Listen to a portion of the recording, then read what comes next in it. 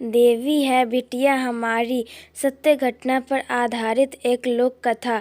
एक पंडित जी और एक बाबू साहब जिगरी दोस्त थे, दो जिस्म एक जान, बचपन से 40 साल तक। फिर जाने क्या हुआ कि दोनों में दुश्मनी हो गई। अब पूर्वांचल गवाह है कि जिगरी दोस्त जब दुश्मन हो जाए तो दुश्मनी भी पनाह मांगने लगती है। सो वही हुआ।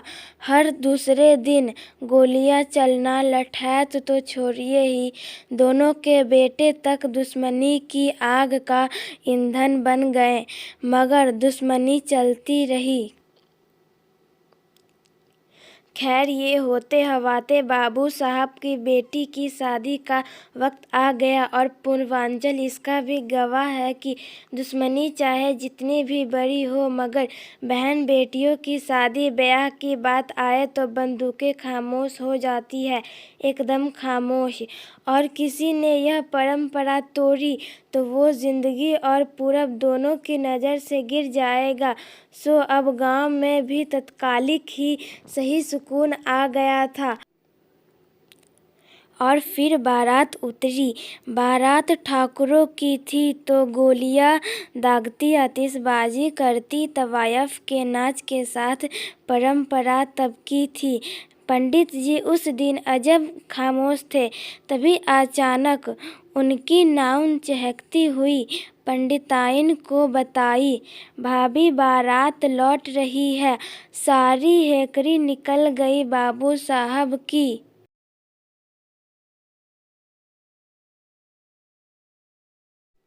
पंडिताइन स्तब्ध और पंडित जी को तो मानो काटो तो खून नहीं।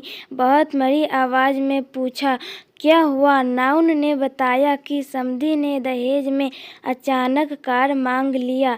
अब बाबू साहब के पास उतने पैसे तो रहे नहीं, सो बारात लौटने वाली है।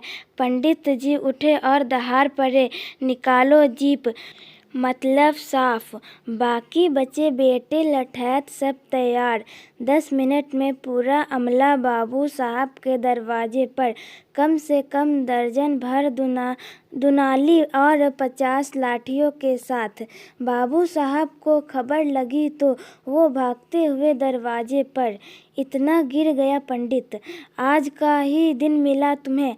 पंडित जी ने बस इतना कहा, दुश्मनी चलती रहेगी, बहुत हिसाब बाकी है, परंतु आज बेटी का ब्याह है, गलती से भी बीच में मत आना।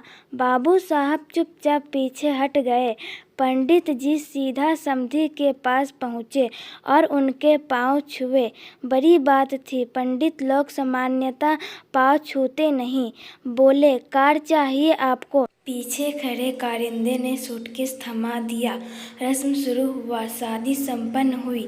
अगली सुबह विदाई के पहले अंतिम भोज में बारात खाने बैठी तो पंडित जी ने दूल्हे को छोड़कर सबकी थाली में 101 रुपया डलवा दिए। दक्षिणा के ख्याल रहे, परंपरा अनुसार थाली के नीचे नहीं, थाली में। अब पूरी बारात सदमे में, क्योंकि थाली में पड़ा कुछ भी जो बच जाए वह झूठा हो गया, और झूठा जेब में कैसे रखे। समधी ने पंडित जी की तरफ देखा तो पंडित जी बड़ी शांति से बोले, बिटिया है हमारी, देवी स्वरूप पूजते हैं हम लोग।